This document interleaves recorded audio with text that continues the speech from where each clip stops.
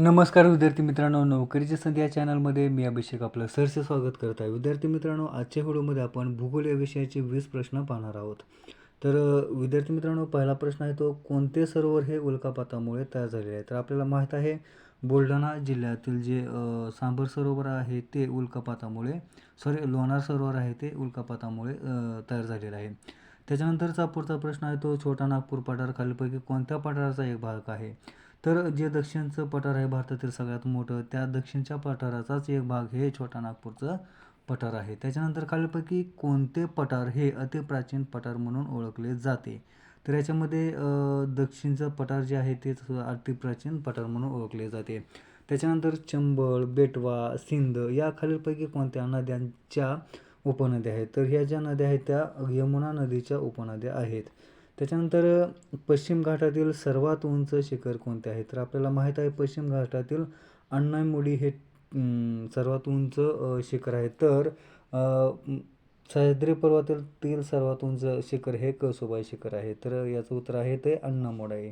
त्याच्यानंतर खालीलपैकी कोणते राज्य पातळीवरील पशुरोग संशोधन केंद्र आहे? तर याच्यामध्ये कोल्हापूर या जिल्ह्यामध्ये पशुरोग संशोधन केंद्र आहे. त्याच्यानंतरचा पुढचा जो प्रश्न आहे तो म्हणजे सन 2011च्या जनगणनेनुसार महाराष्ट्राचे लिंग गुणोत्तर किती होते? तर सन 2011च्या जनगणनेनुसार महाराष्ट्रातील लिंग गुणोत्तर हे 925 इतकं होतं.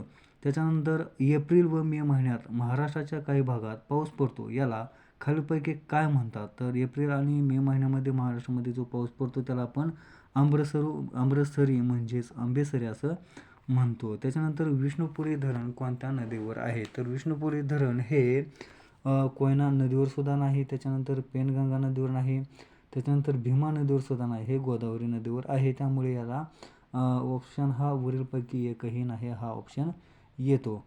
त्याच्यानंतर पुढचा जो प्रश्न आहे तो म्हणजे महाराष्ट्रातून खालीलपैकी कोणते राष्ट्रीय महामार्ग जातात? तर याच्यामध्ये बघा NH राष्ट्रीय महामार्ग हा मुंबई ते दिल्ली आहे, त्यामुळे हा राष्ट्रीय मार्ग जातो.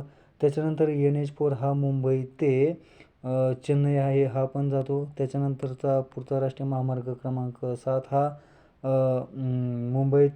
मुंबई ते कोलकाता याच्या दरम्यान आहे आणि राष्ट्रीय महामार्ग क्रमांक 8 हा जम्मू काश्मीरपासून ते कन्याकुमारीपर्यंत जातो. त्यामुळे वरीलपैकी सर्व राष्ट्रीय महामार्ग क्रमांक हे महाराष्ट्रातून जातात. त्याच्यानंतर पुढचा जो प्रश्न आहे तो पुढीलपैकी कोणते विधान योग्य आहे? तर सहस्त्रकुंड धबधबा वेण्णा नदीवर आहे आणि वणी हे गाव निरगुडा नदीवर वसलेले आहे. तर याच्यामध्ये पहिलं जे विधान आहे ते चुकीचं आहे आणि दुसरं विधान हे बरोबर आहे. त्याच्यानंतर पुढचा प्रश्न आहे तो उत्तरेकडून दक्षिणेकडे रत्नागिरी जिल्ह्यातील नद्यांच्या खालीलपैकी कोणता क्रम बरोबर आहे? तर याच्यामध्ये बघा वशिष्ठी, जोग, भरजा आणि सावित्री या सावित्री, भरजा, जोग आणि वशिष्ठी या नद्या उत्तरेकडून दक्षिणेकडे क्रम स्थित आहेत. त्याच्यानंतर पुढचा जो प्रश्न आहे तो खालील विधाने लक्षात घ्या. मिखाईल कलाश्निकोव्ह या सोव्हिएत युनियन करता AK-47 या शस्त्राची रचना केली. त्याच्यानंतर या शास्त्राच्या नावातून त्याला अमरत्न प्राप्त झाले. वयाच्या 94व्या वर्षी तो मरण पावला आणि हे शस्त्र उल्कामय तसेच आर्द्र परिस्थितीमध्ये वापरता येते. तर याच्यामध्ये जे विधान सांगितलेले आहेत ते सर्व विधाने बरोबर आहेत. पुढीलपैकी कोणते विधान योग्य आहे ते ओळखायचं आहे. तर याच्यामध्ये डोलोमाइट हा खडक महाराष्ट्राच्या कडप्पा प्रणालीमध्ये आढळतो.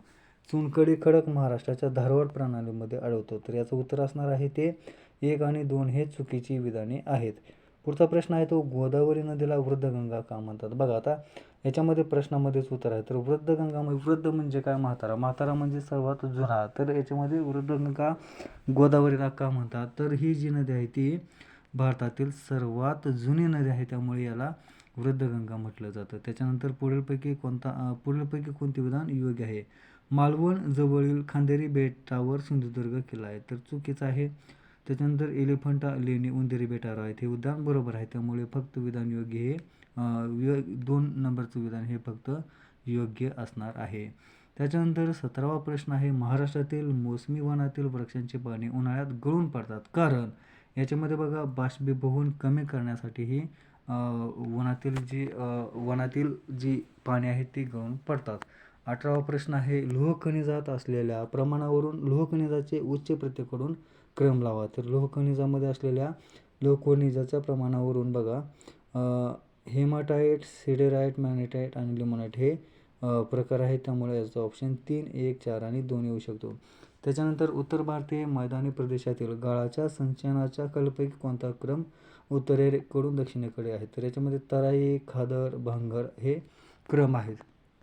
त्याच्यानंतरचा शेवटचा प्रश्न म्हणजे खालीलपैकी कोणती नदी काही क्षेत्रात पुणे आणि सोलापूर व पुणे आणि अहमदनगर जिल्ह्याची नैसर्गिक सीमा आहे?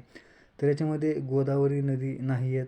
तर भीमा ही नदी आहे ती सोलापूर आणि पुणे आणि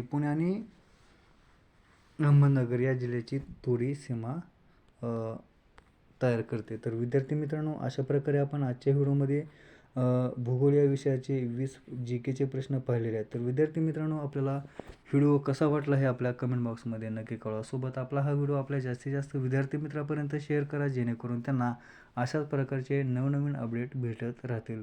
तर विद्यार्थी मित्रांनो, पोलीस भरती किंवा इतर स्पर्धा परीक्षेविषयी आपल्याला काही प्रश्न असल्यास आपण कमेंट बॉक्समध्ये नक्की प्रश्न विचारू शकता. तर भेटूया अशाच प्रकारच्या नवीन व्हिडिओमध्ये. तोपर्यंत जय हिंद, जय महाराष्ट्र.